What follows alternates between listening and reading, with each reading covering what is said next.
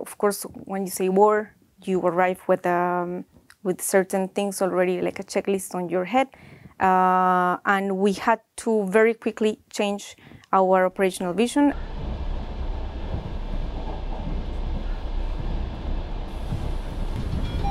We will find really needs all over the country, of course, also outside the country. In Kyiv, we are present in the hospital of the Ministry of Internal Affairs.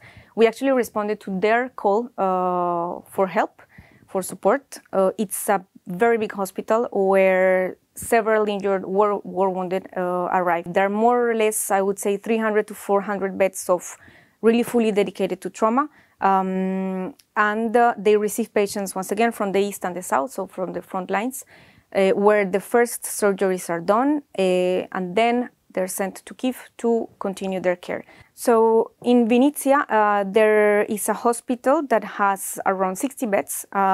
Most of the patients actually come from all over the oblast. The oblast of Vinnytsia and the oblast of Lviv were, since the beginning, two regions where all the war wounded from the east would come for rehabilitation, for surgery and rehabilitation, what we call physiotherapy. And we see that most of them are actually amputees. So around 90 to 95% of them are amputees. And they are presenting now heavier handicaps that if they were treated properly with rehabilitation. So in the east, we were approached by Ukrainian activities to help evacuating people that were in care homes.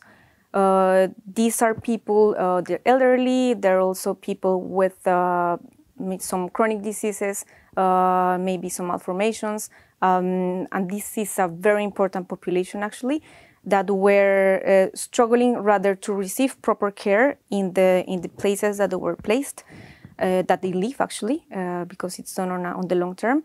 One team takes care of the sending side, so this team will go to these care homes.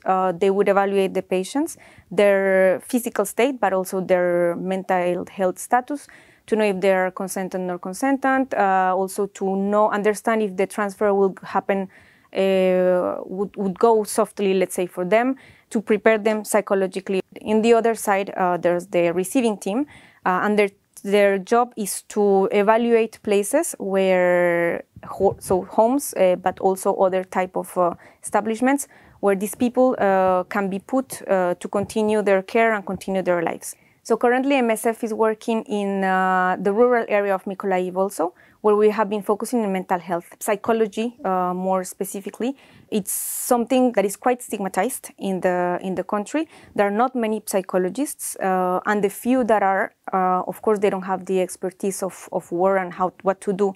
What we hear from the teams, it's a lot of alcohol abuse, violence, suicidal thought, intra-family violence, but also like just in the community. You can see that there's really like a rupture in the generations that are living this.